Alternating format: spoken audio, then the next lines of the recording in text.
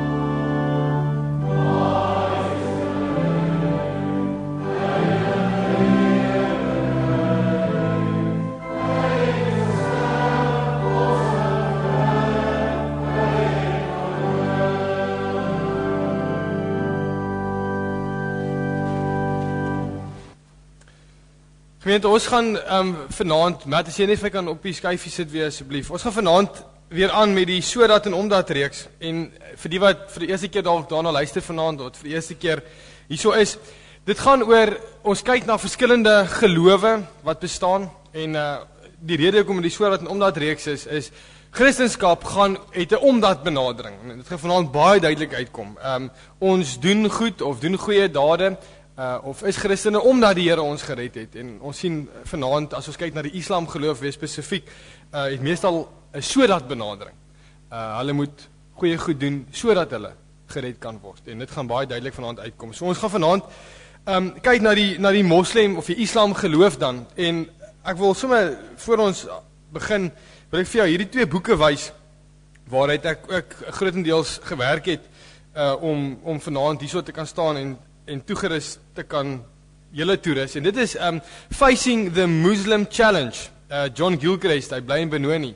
'n Groot apologeet wat onder die moslems werk. En hierdie breinboek is 'n boek wat jy kan lees om op die aanslae of die argumente wat Islam voer teenoor Christendom te kan teenstaan. Dis hierdie ene, die groene John Gilchrist, Facing the Muslim Challenge. En dan die ander ene wat hy geskryf het is Sharing the Gospel with Muslims. Ook John Gilchrist is hoe om dan te evangeliseer, onder hulle. En ons gaan vanaand probeer ook bietjie uitkom by sekere praktiese goed, net hoe mens teenoor moslems hulle benader, hoe mens Islam benader. Maar ons gaan daarby kom as ons by die woordverkondiging kom vanaand.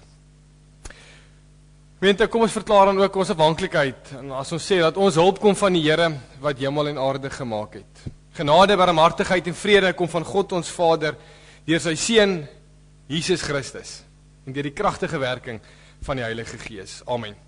Kom ons gee nou ons liefdesgawes wat gaan vir Gracie Park gemeente. Dink ook in jou gebede aan hulle asseblief. En daarna sing ons skrifbereiming 5:3, vers 1, 2 en 5, en dan gaan ons bly staan ook vir ons gebed.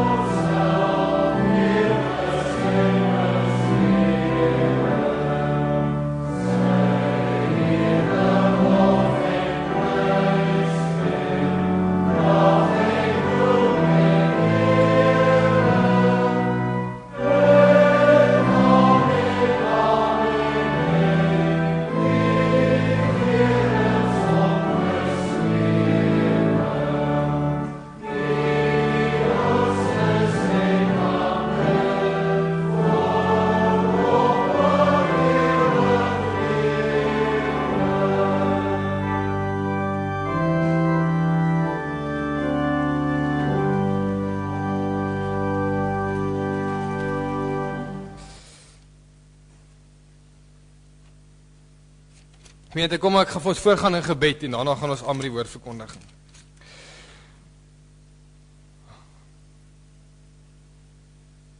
Ons almagtige God en hemelse Vader.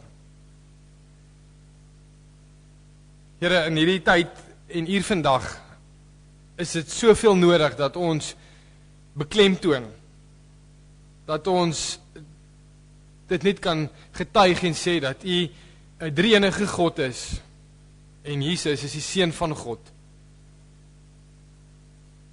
Here, in die liefde het U besluit om ons in 'n verhouding met U te sit, dat U self mens gaan word. En dat U 100% God en 100% mens was.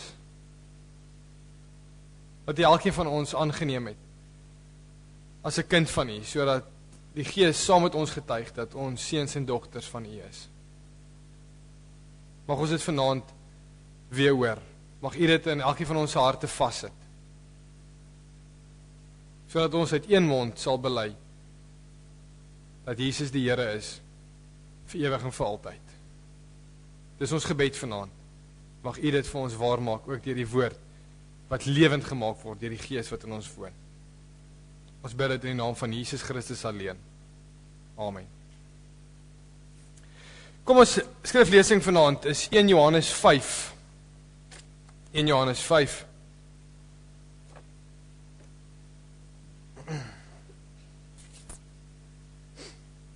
Ons gaan van vers 6 af lees tot vers 12.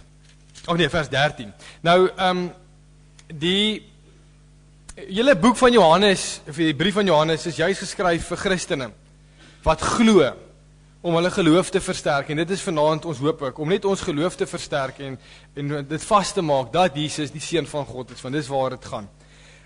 Daar was mense gewees in daai tyd, wat gesê het, maar weet, Jesus was nie die Seun van God nie, hy was net 'n gedeelte van sy lewe, Seun van God, en as jy dit sê, dat hy byvoorbeeld sy goddelikheid verloor het, net voordat hy gesterf het, dan beteken dit, hy het nie as volmaakte verlosser gesterf nie, en dit maak 'n groot impak op ons geloof, as ons dit sê. Maar kom ons kyk wat sê 1 Johannes 5 vers 6 tot vers 13. Die een wat deur die water van sy doop en die bloed van sy dood na ons toe gekom het, is Jesus Christus. Nie net deur die water nie, maar deur die water en die bloed. Die Gees is die getuie daarvan en die Gees is die waarheid. Dis 3 wat getuig, die Gees en die water en die bloed. En die 3 se getuienis stem ooreen. Ons aanvaar mense se getuienis. Hoeveel te meer die getuienis van God, want dit is God wat getuig en die getuienis handel oor sy Seun. Wie in die Seun van God glo, besit die getuienis in sy hart. Wie God nie glo nie, maak hom tot leienaar, omdat hy nie die getuienis glo wat God oor sy Seun gelewer het nie. En die getuienis behels dit: God het ons die ewige lewe gegee, en die lewe is deur sy Seun. Wie die Seun van God het, of wie die Seun het die lewe. Wie nie die Seun van God het nie, het ook nie die lewe nie. Hierdie brief skrywe ek vir julle, sodat julle kan weet dat julle die ewige lewe het, julle wat in die Seun van God glo. Vers 11-12 sê, en die getuienis behels dit: God het ons die ewige lewe gegee, en die lewe is deur sy Seun. Wie die Seun van God het die lewe. Wie nie die Seun van God het nie, het ook nie die lewe nie.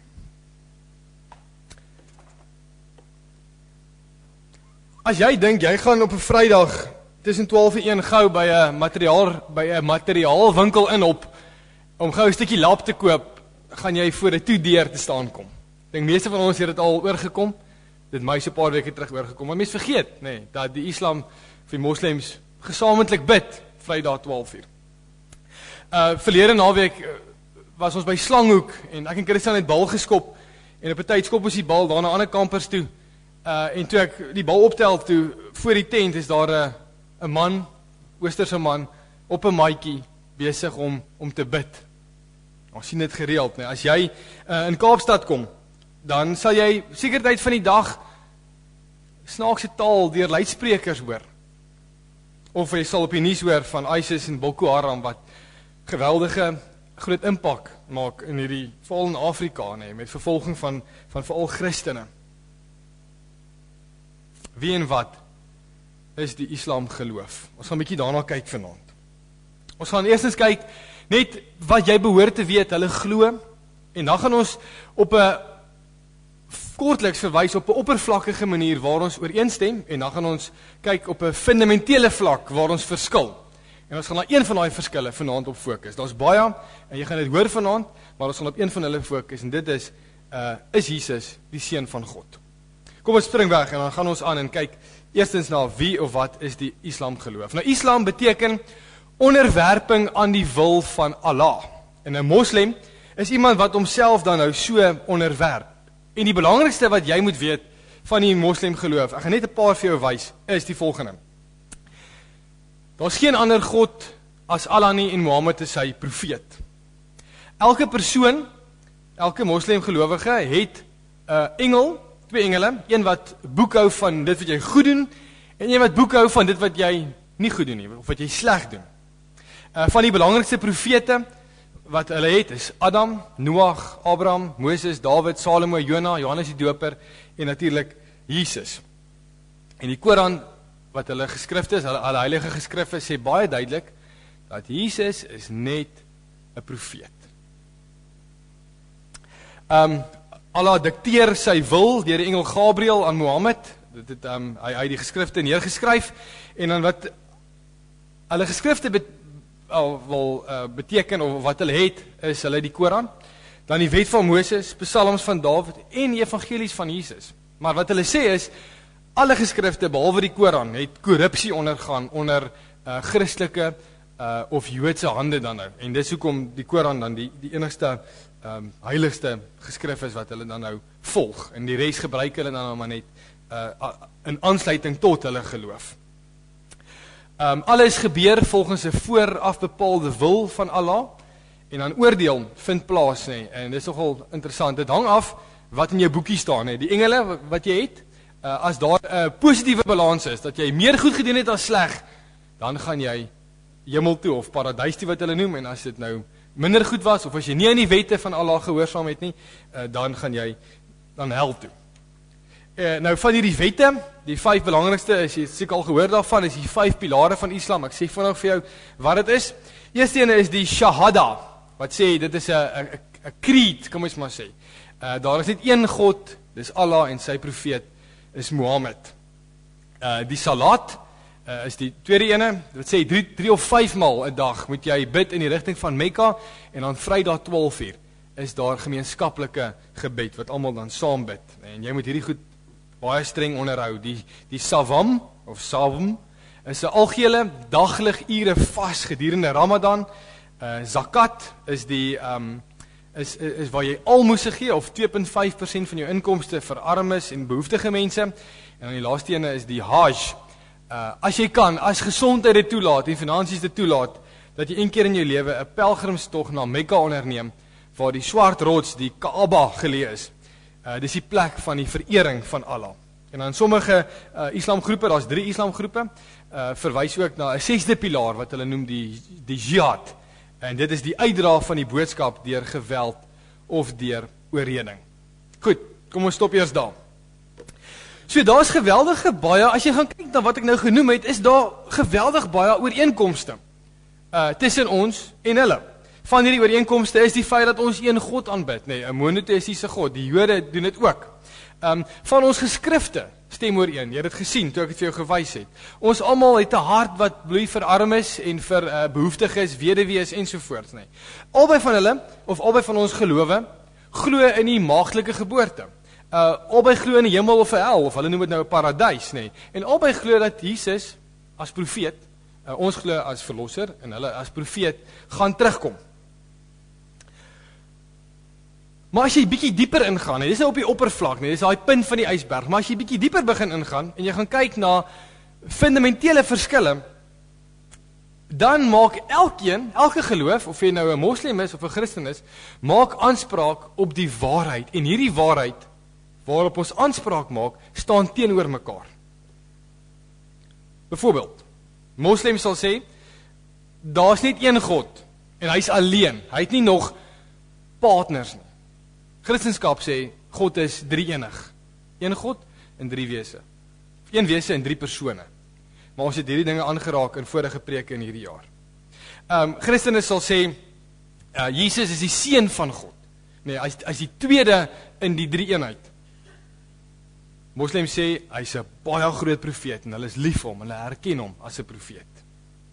Christene sê, die lewe lê daarin dat jy vir Jesus Christus as seun van God ken, en hom glo. Nee, dan het jy die lewe.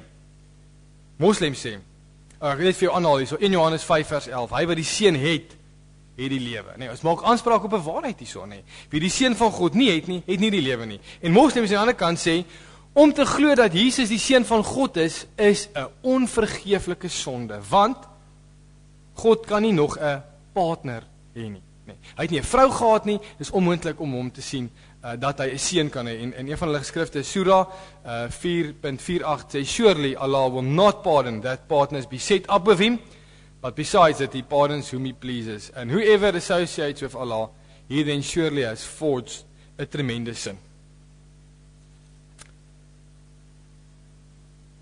Gemeente, dis hierdie saak op die feit en die siening van die seun van God, en dat die lewe in hom is, of dan nou nie in hom is nie, wat ons uit mekaar uitdryf. Ons albei wil die wêreld hê, of getuig, dat jy onder God of Allah moet wees, of Jesus is die seun van God, of jy kan gehoorsaam wees, of jy kan die ewige lewe kry deur hierdie wette, dan die 5 pilare te gehoorsaam. So, dit is hoekom ons al vir seker 14, 15 eeue in oorlog is met mekaar, en 'n seker oorlog wat net nooit gaan ophou nie. Nou, weer eens, luister mooi, daar's baie verskille. Hierdie boek al heel wat verskille aan, dis 'n paar hoofstukke wat hy skryf daaroor ook, maar die een is die drie-enige God, dat Jesus die seun van God is, en dan hierdie hele idee van waarin ons verlossing lê. So dit, wat vir 'n Christen 'n deur is hemel toe, op dieselfde manier, selfde tyd en plek, is dit 'n deur vir 'n moslim hel toe. Ja, as jy kyk wat hy so gesê word, nee, dan maak dit toch vir ons baie sin. So, is Jesus die seun van God, nee? Wat vir Christene die een deur is na die hemel, is vir moslems 'n deur na verlore wees. En kom ons kyk vanaand na 4 dinge uit 1 Johannes 5. Ons gaan kyk dat daar is oorgenoeg getuienisse dat Jesus die seun van God is. Ons gaan kyk dat daai getuienisse het gevolge, en jy het hom nodig. Ons gaan kyk waar jy hom kan kry, en ons gaan kyk hoe getuig ek dan teenoor moslems, prakties 'n paar dinge. Kom ons gaan kyk hierna. En dis regtig my gebed vanaand dat jy nou die kennis of bietjie van die kennis het van wat Islam geloof is, maar dat vanaand uit 1 Johannes 5 dat jou geloof gemotiveer word, dat jy 'n hoop sal kry, en dat as jy getwyfel het of Jesus die seun van God is, dat dit vanaand soveel vaster vir jou 'n fundament sal wees waarop jy kan staan en waaroor jy sal kan getuig. Goed. In Johannes 5, ons gaan daarop uitkom nou. Johannes skryf vir gelowiges wat baie gekonfronteer is met dwaalleer, soos ek genoem het, wat sê dat Jesus was nie die seun van God nie, of net 'n gedeelte van sy lewe was hy seun van God. En dan wys Johannes vir ons hierso 'n hele paar getuienisse. En ons gaan vanaand hierdie woord baie gebruik, want hierdie woord kom nie minder nie as 9 keer voor in hierdie 6, 7 verse wat ons gelees het, nee. Nou, om te getuig, 'n definisie daarvan beteken 'n getuienis is om informasie te gee van 'n persoon of 'n gebeurtenis waarvan die getuie direkte kennis het. So vanaand gaan ons kyk na 6 getuies of getuienisse van mense of God dan wat getuig en sê maar Jesus is die seun van God. Nee, uit die skrif uit gaan ons dit vir mekaar wys vanaand sodat ons geloof sterker kan word vanaand en sodat ons kan weet maar ons het die waarheid weet. Maar ons as mense het mense se getuienisse nodig. Nee, dink aan hofsaake vandag. As ons dit nie het nie, het ons 'n groot probleem, nee, dit maak geregtigheid, justice, amper onmoontlik. So mense se getuienisse tel. Kyk wat sê Deuteronomium 19 vers 15. Hy sê een getuie mag nie teen iemand optree in sake enige misdaad of enige sonde, by enige misstap wat hy begaan het nie. Op die verklaring van 2 getuies of op die verklaring van 3 getuies sal 'n saak van krag wees. Nou, as mense op aarde vandag, sien ons, as ons kyk na hierdie 2 gelowe, is die getuienisse teenstrydig. So ons het 'n derde getuienis nodig om te bekragtig wat die waarheid eintlik is. En ons gaan vanaand na hierdie getuienisse kyk. 6 getuienisse wat sê, Jesus is die seun van God, en hulle het direkte kennis van hom gehad, direkte verhouding met hom gehad. En kom ons kyk na hierdie 6 vanaand. Die eerste ene van die 6 is, as jy kyk na die skrif, nee, Nuwe Testament veral, is die apostels. Die apostels het 'n baie nou verhouding met Jesus Christus gehad, nee. Oor en oor getuies, kan ons maar sê. Hulle het saam met hom geloop van die begin van sy bediening, reg deur sy dood en opstanding en die evangelie verder versprei tot waar ons dit in Handelinge sien uitloop en tot waar ons dit vandag het. So hulle het hom gehoor sê, ek is die seun van God. En omdat hulle dit gehoor het hulle gesê, daarom skryf ek vir julle hierdie dinge. Johannes 21 vers 24. Aan die einde, selfe Johannes skrywer, aan die einde van sy evangelie skryf hy, dit is die disipel wat oor al hierdie dinge getuienis aflê en dit beskryf het en ons weet dat sy getuienis waar is. Ons het 'n vorige keer in 'n preek hierdie jaar het ons apologeties gekyk, nee, na hierdie ding van waarheid. En ons het gesê die apostels is een van die betroubaarste bronne as dit kom by die seun van God, omdat hulle so naby aan hom geleef het en omdat hulle lewe gegee het vir hierdie feit dat hy gesê het hy is die seun van God. En dit is 'n baie groot ding om te sê, maar ek het gehoor hy sê hy is die seun van God en ek sal my lewe daarvoor aflê. Een of twee mense kan dalk mal wees en sê ek is seker dat hy het gesê het nie en ek sal my lewe gee daarvoor. Maar baie mense het dit gedoen. Baie mense het hulle lewens verloor vir die feit dat hy gesê het hy is die seun van God. Hulle het dit gehoor, hulle het dit geglo. Aan die einde van 1 Johannes, 5 vers 13, selfde. Hierdie brief skryf ek vir julle sodat julle kan weet dat julle die ewige lewe het, julle wat in die seun van God glo. Eerste getuienis. Die tweede getuienis, as jy gaan kyk na die evangelies, is Jesus self. Hy het aanspraak gemaak daarop dat hy die seun van God is. En een voorbeeld, en ek gaan nie nou aanhaal nie, want dan gaan ons weer van die preke wat ons ook aangehaal het vir hierdie jaar, weer doen. Net een aanhaling wat dit vir jou bewys dat hy aanspraak maak daarop en dat hy werklik was en geskiedenisboeke dui aan dat hy is wat Jesus die seun van God was. En hy sê in Matteus 26 vers 63 toe die hoofpriester vir hom sê: Ek stel jou onder 'n eed by die lewende God dat jy vir ons moet sê: Is jy die Christus, die seun van God? Jesus antwoord hom: Dit is soos hy sê. Nou kom ons by 1 Johannes 5. Nee, ons gaan so fokus so 'n bietjie in. 1 Johannes 5 praat van die water en die bloed en die gees wat getuig. Kom ons kyk gou na die water en die bloed en daarna na die gees se getuienis en dan nog een baie betroubare getuienis. 1 Johannes 5 vers 7 en 8 staan daar is dus 3 wat getuig. Die gees en die water en die bloed en die 3 se getuienis stem ooreen. Wat beteken dit dat ons sê water en bloed? Nou, gemeente, daar is verskillende opinies oor wat dit beteken. En ek gaan vir jou die opinie gee vanaand wat die meerderheid teoloë sê, dis wat die water en die bloed beteken. Bo die ander wat nie so gewild is nie. So meerderheidsteoloë is dit eens dat die water en die bloed na Jesus se bediening op aarde wys. Nou volg gou hierdie logika. Want Johannes sê, hy's besig om te sê, maar kyk hoe baie getuienisse is daar wat sê Jesus is die seun van God. So hy sê die water en die bloed wys heen na Jesus se bediening op aarde. Dit wys oor sy inkarnasie. God het mens geword, nê. En ons sien dit by sy doop, nê, die water wat aan die doop wys.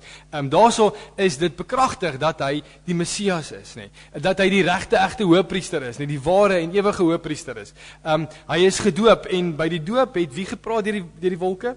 Die Vader, nê. Dis my geliefde seun. Ek gaan nou weer vir jou sê. Die Heilige Gees het dit kom bekragtig, nê. So die water getuig dat Jesus die seun van God is by sy doop. En dan as ons begin praat oor die bloed, dan gaan dit oor sy kruis, nee, oor sy dood, nee, want by die kruis, as ons praat van die bloed, dan was daar 'n klomp dinge wat daarmee gepaard gaan. Een van hierdie goeters is die feit dat profeseë vervul is wat sê die Messias gaan sterf en hy gaan ly en hy gaan opstaan. Dit het gebeur. Die tekens wat gepaard gegaan het met sy dood is nog 'n getuienis daarvan. En die laaste ene is die feit dat hy uit die dood uit opgestaan het en dat meer as 500 mense daarvan kan getuig aan wie hy op 'n paar enkele of individue verskyn het en aan 500 mense tegelyk op een slag. En dan die Gees.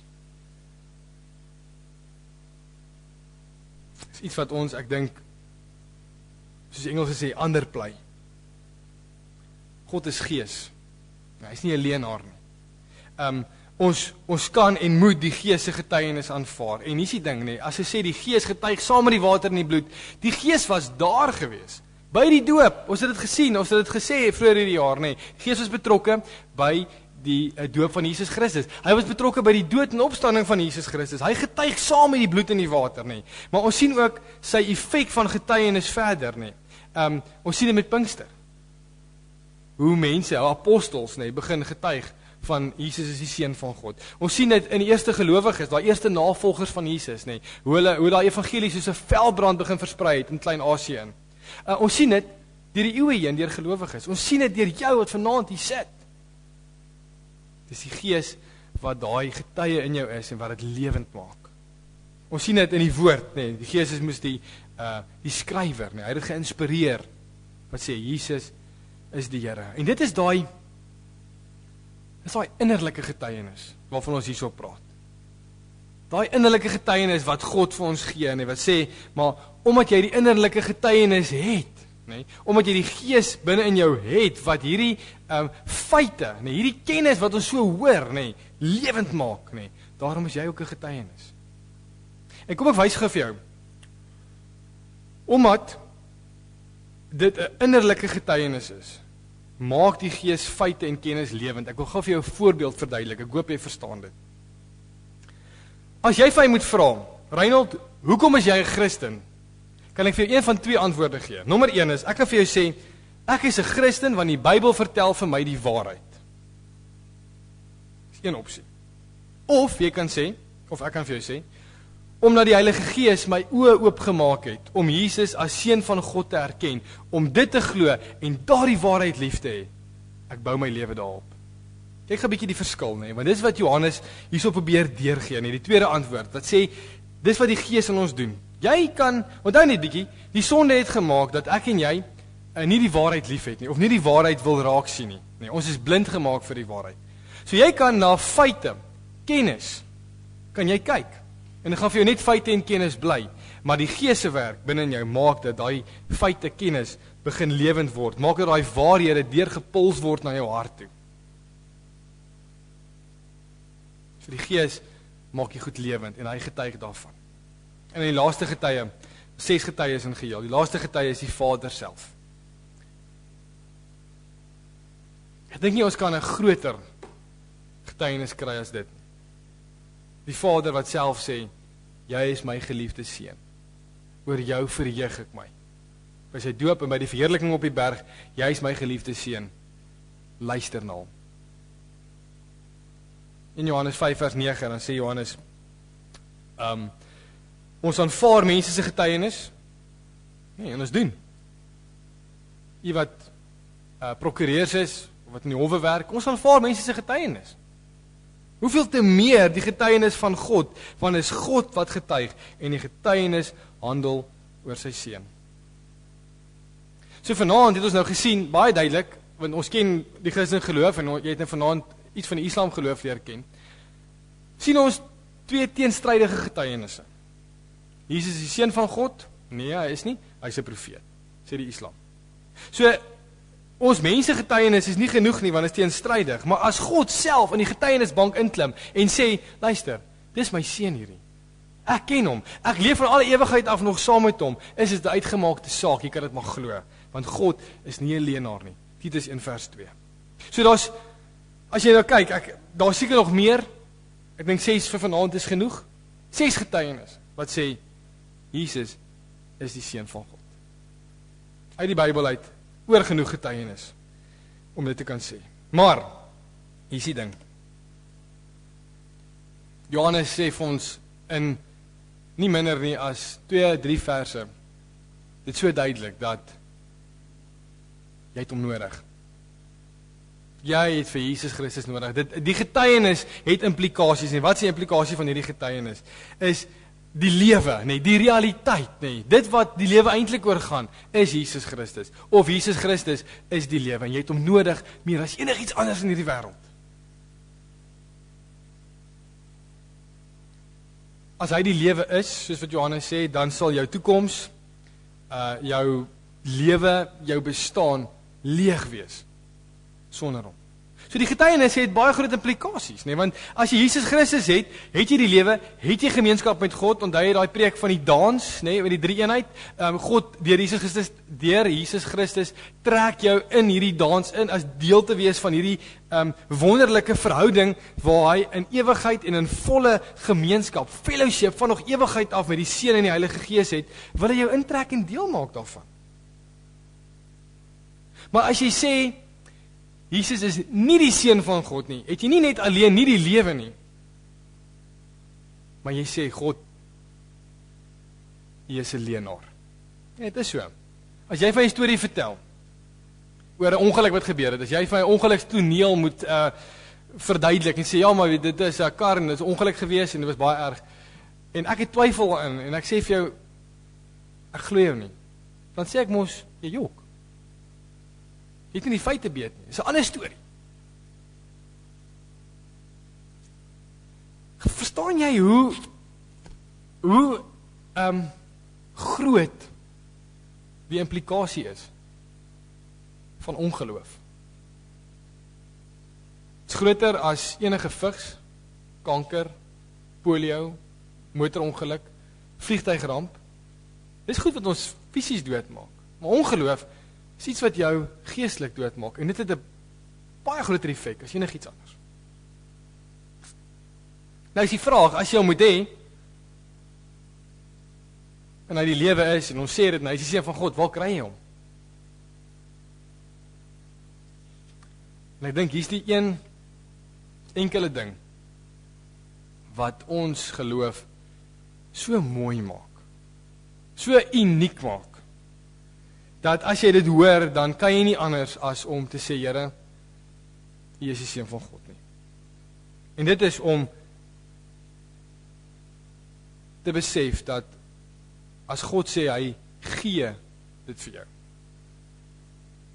dat jy dit gelowig sal aanvaar. Luister die beredenering hier agter, nee. En dis wat Christendom uniek maak, 1 Johannes 5 vers 11, en ek sê dit vir jou daar, en die getuienis behels dit, God het ons die ewige lewe gegee. Dit is geskenk. En die lewe is deur sy Seun. God wil so graag in 'n verhouding, nee, in 'n lewende verhouding met jou wees, nee, want sonde het gemaak dat ons nie in 'n verhouding met hom is nie, nee.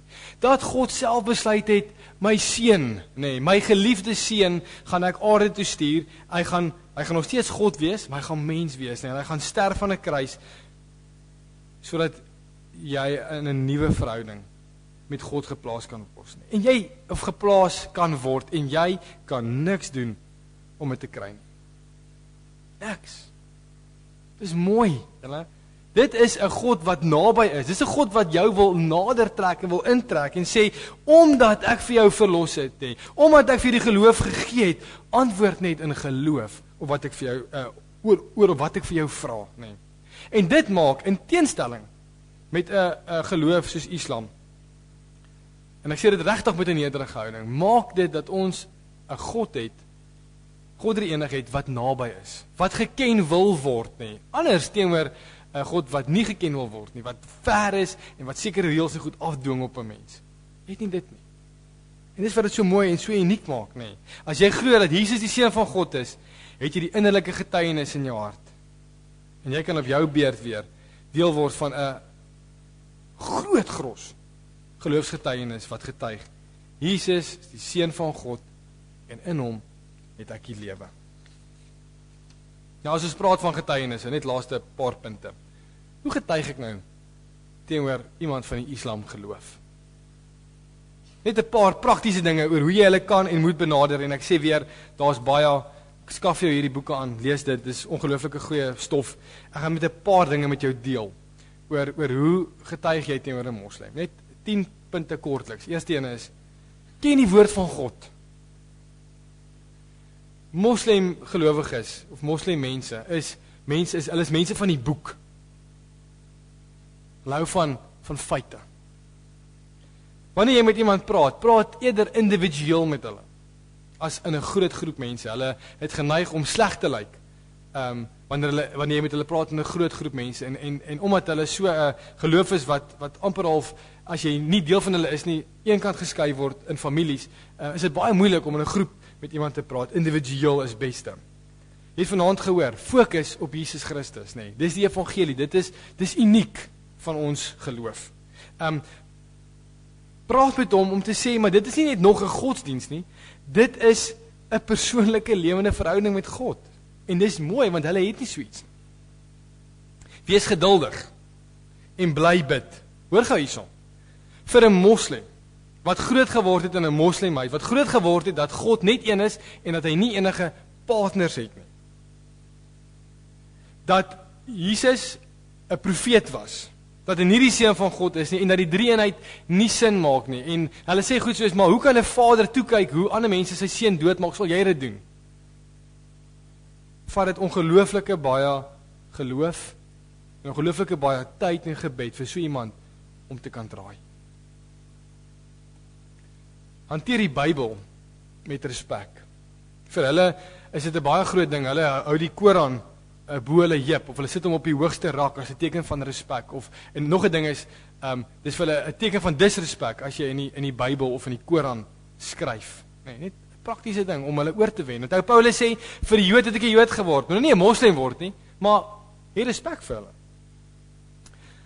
Nog een wat eintlik shocking is, maar moenie 'n moslim kerk toe bring voor hy reg is nie. Hulle kultuur, hulle geloof is van die aard dat hulle sal dit verloor as hulle sien mans en vrouens sit by mekaar. Jy gaan hom nie wen nie. Het is beter om hom eers in 'n Bybelstudiegroep of in 'n informele byeenkoms in te trek. Moenie argumenteer nie. Stimuleer denke. Laat die Gees die werk van daar verder doen. Nou as hy weggestap het vir hom af en jy het vir hom getuig dat Jesus die seun van God is en jy het sy denke gestimuleer. Laat dit aan God oor. Dat daai goeders insink in sy kop. Wees gereed om groot besware te kan hanteer. Goed soos byvoorbeeld waar hulle baie ernstig is en julle die moslim geloof word getrein, kan mens maar sê, teen Christendom. So hulle ken die besware. Hulle ken ons Bybel. Hulle kan vir jou sulke goed aanvat en sê, maar daar sê jy dit. So, jy moet die woord ook ken ook die moslim geloofse dinge. Maar wees gereed om groot besware te kan hanteer. Waarvan die grootste, die drie-eenheid is, die Bybel, Jesus is die seun van God en 'n vader sal nie toelaat dat sy seun doodgemaak word nie. Tweede laaste een, wees nederig. Moenie met 'n oorwinningshouding, 'n militante of 'n negatiewe houding praat nie. En die laaste ene is dis nie waarvoor Islam staan nie, maar dis net 'n akroniem. I shall love all Muslims. Net om vir hulle lief te wees, hulle vriende te word en die Gees toe te laat om ook in hulle harte die getuienis van Jesus is die seun van God te kan aanvaar. Ek meen as jy vanaand kyk na 'n geheel, dan is dit duidelik dat die moslim geloof 'n soort benadering het, nê. Dit gaan oor reg doen, dit gaan oor gehoorsaam aan die wette, ek moet reg leef, het ek 'n fout gemaak, jy skryf 'n engel iets in die boek op, en dit is 'n harde geloof. En jy sien ding, omdat ons, as jy afhanklik is van hoe jy doen, ons mense sak in dit, ons is nie goed daarmee nie.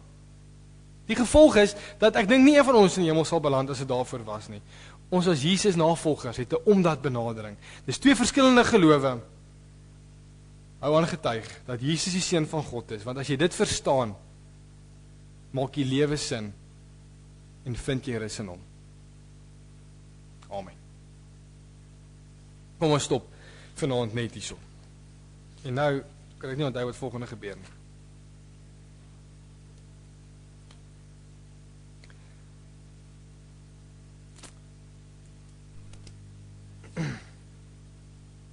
Ons gaan nou saam bid. En ek het spesifiek ons gebed en gevra waarvoor kan ons bid gelos vir na die tyd. En ek wil hoor, is daar iets spesifieks wat u na vanaand se prediking ook dalk wil sê, maar kom ons bid dalk daarvoor. Net ek wil net hoor wat waarvoor ons vanaand kan saam bid as ons nou ook bid. En spesifiek vir bekeerde harte. Maar is daar iets spesifieks wat een kan dink wat ons kan opdra aan die Here as ons nou as gemeente, as sy kinders saam kan kom voor hom?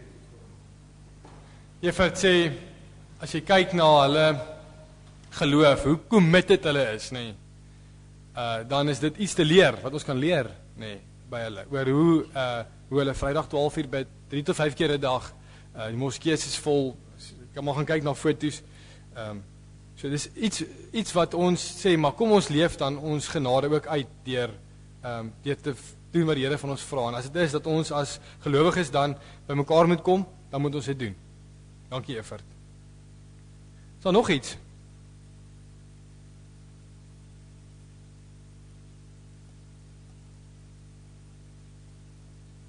Dion.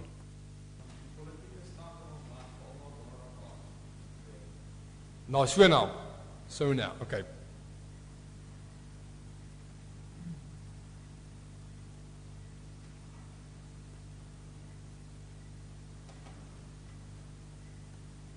Nog iets. Dankie, dis goeie goed hierdie. Anton. Ons het vandag vir Jurassic Park gekollekteer. En hulle het baie te doen met die moslim geloof. Ook selfs lidmate onder mekaar trou. Ons weet self te doen gehad in gevalle waar 'n moslim tot bekering kom en dan in die Christen se leefwyse die dame weer so ontnigter dat sy terug is met die moslim geloof. Ons moet regtig vir hulle bid dat ook die Christene wat haar, kan jy maar sê, op die voorgrond is, werklik ook hulle geloof so uitleef, dat ons saam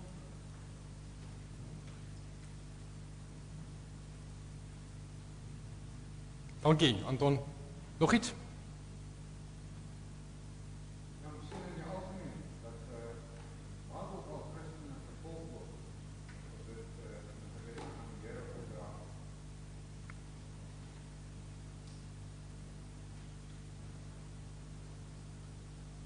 Ek dink, as ek baie bewus wees daarvan, die Petrus het belydenis afgelê. En die Here Jesus het gesê, lees en doe, dat dit nie jou vergeet nie, maar dit sal hemel is.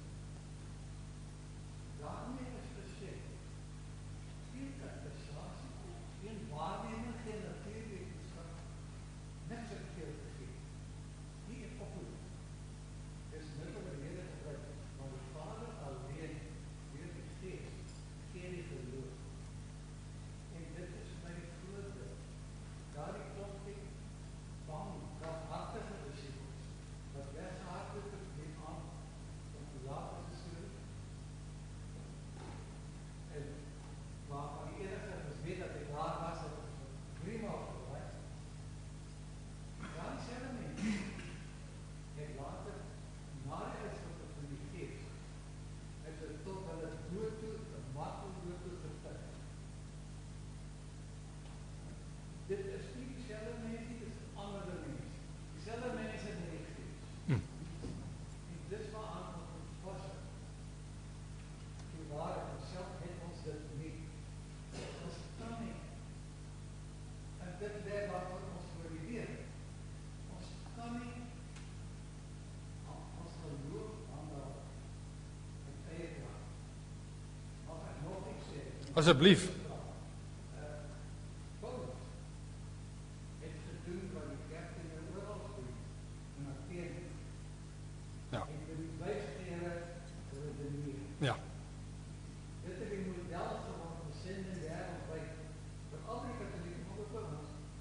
Sluit aan by hulle kultuur en wys dan waar jy staan, dat jy eintlik die agtergrond kultuur. Maar dieselfde Paulus, hy het 'n harde hou daar gekry. Dan staan ons hom uitgelaat. Ons lees 'n paar mense gelowig geword. Nergens ergens in die Bybel of in die kerkgeskiedenis hoor ons van 'n gemeente van Athene of van wat daai gelowiges gebeur het. Maar ons kry Paulus 'n paar jaar later in Korinthe, waar hy was haarse en tente maak. Hy evangeliseer die verbygangers en die kopers en Die markplein. Ja. en sy woorde, skiet ek breek nou. Sy woorde, ek is, ek gee nie wysheid in die Grieke nie, en ek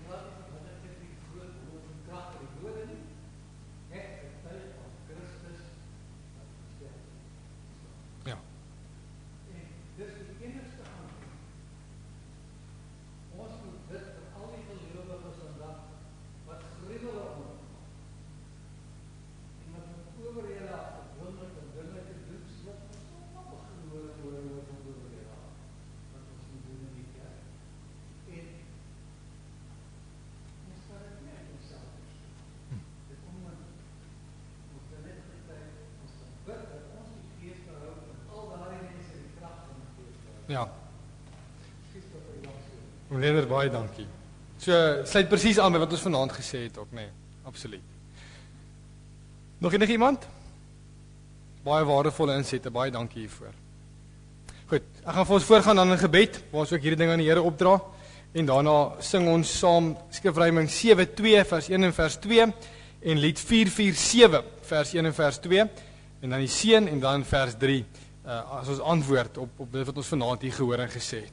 Kom ons sit net so, dan gaan ek vir ons saam bid. Here ons God, dankie dat ons vanaand net weer die geloofsversekering kon kry. Uit die woord uit, dat ons dit nie uit onsself het nie. Dat ons niks kan doen nie. Dat U vir ons in U genade 'n omdat benadering gegee het, en dat ons hierso kan sit vandag as seuns en dogters van die lewende God. Omdat Jesus Christus, U enigste seun, ons ingetrek het, sodat ons in 'n lewende verhouding met U kan staan. Vader, ons wil daarvan getuig, ons wil dat dit in ons harte inkom, en sodat dit 'n vreugde en 'n blydskap in ons lewe sal wees. Ook as ons hier uitstap, dat ons hier uit sal huppel. Here, nie uit 'n hoogmoedswaan waar ons neerkyk op ander gelowe, of vanuit 'n posisie waar ons sê, maar ons is uniek en bevoorreg, en ons wil niks daarmee verder te doen hê nie. Maar dat hierdie getuienis waarvan oom Leonard ook vanaand gepraat het, en waarvan elkeen getuig het vanaand hierso, dat dit sal vlam vat, en dat ons met hierdie hoop wat in ons leef, U verwag van ons, dat ons sal getuig oor die hoop wat in ons leef, dat ons dit sal vat na 'n wêreld toe wat so honger is daarvoor. Vader, U het vir ons hierdie geloof en hierdie genade gegee. Here, en as ons moet kyk na ons lewe, dan moet ons elkeen vir onsself afvra, en ons wil vra dat U Gees dit in ons sal bewerk ook, oor of ons regtig die genade verstaan. Kan dit gesien word in die manier hoe ek leef? Ons hoor van Anton wat vir ons sê hoe mense wat tot bekering kom in die Christendom afgesit word deur gelowiges se lewenswyse, en sê, maar hiervan wil ek nie deel wees nie. Vader, maar as ons lewe leef soos wat U van ons vra om te leef, mag dit so wees dat mense ons in die mou sal gryp en sê, maar ek wil saam met jou gaan. Wys my, leer my. En dat ons saam met hulle sal bid, dat U Gees hulle oë sal oopmaak om U woord te hoor en te vat. Vader, mag dit duidelik word in hoe ons as gelowiges by mekaar kom, ook in ons byeenkomste, of in ons geloofsfamilies, of in ons verbintenisse wat ons maak met 'n Bybelstudiegroep, of met 'n mentor waar ons in die geloof met mekaar gesels, sodat dit sal waar en deel sal word van 'n geloofslewe waar ons uit dankbaarheid net vir U sê dankie vir wat U vir ons gedoen het. Vader, ons het hierdie week bekommerd gesit met die politieke stand in ons land. Vader, ons sien SMS'e wat rondvlieg oor hoe ons net moet nog meer bid vir hierdie land van ons. Hoe ons by U kan kom pleit dat U vir ons sal intree. Vader, bewaar ons, maar gee dat ons nie net sal sit en wag om te sien totdat die politici iets doen nie, maar dat ons elkeen 'n impak sal maak in die gemeenskap waar ons leef. Want die stad se belange is ook U belange, en omdat dit U belange is, moet dit ook ons belange wees. Geef vir ons hoop vir hierdie land, Here. Geef vir ons blydskap, sodat ons blydskap in die Here is, en nie dat ons geluk afhang van hoe dit gaan met ons politieke situasie in die land nie, want dit wissel, Vader. En dan wanneer dit af is, dan val ons geluk ook. Maar Here, dat ons blymoedig sal bly wees in die Here. Dis wat U van ons vra, as ons kyk na Filippense. Ons wil kom intree vanaand vir Gracie Park se gelowiges, Here, wat op die voorfront is van verskillende gelowe. Ons sien die moskees op die vlaktes, hoe dit opskiet. Ons sien hoe hulle daagliks gekonfronteer word met argumente, en ons wil vra dat U hulle geloof sal bly behou, dat ons vir hulle sal bly intree, sal bly bid, sodat U Gees ook daar sal wees, en dat die gelowiges daar sal saam staan, o Vader, om 'n getuie te wees van liefde, van 'n God wat naby is, wat ons kan ken. Ons sê vir U dankie daarvoor, en ons prys U groot naam. Vader, baie van ons broers en susters gaan onder geweldige vervolging. Ons sien hoe mense se kele afgesny word. Ons sien hoe mense geskiet word, net oor dat hulle in U glo. Ons bid dat hulle die geloof sal bou, en dat U hulle sal omsien, en dat U hulle hand sal vashou, ook in daardie tyd. Here, U het vir ons hierdie geloof gegee. Dit kom van U af. Ons het dit vanaand weer gesien. Christus is die lewe, en U het die lewe vir ons gegee. Vader, as dit nie genoeg is nie, as dit nie die ding is wat ons lewe verander nie, dan weet ek nie wat sal dit wees nie, want dit is die mooiste ding op aarde, en ons prys die grote naam daarvoor, en ons bid hierdie dinge, in die naam van Jesus, die Seun van God. Amen. Kom ons sing nou Skrifruiming 7:2, lied 447, die wegstuurseën, en dan vers 3 as antwoord, en dan gaan ons huis toe. Oh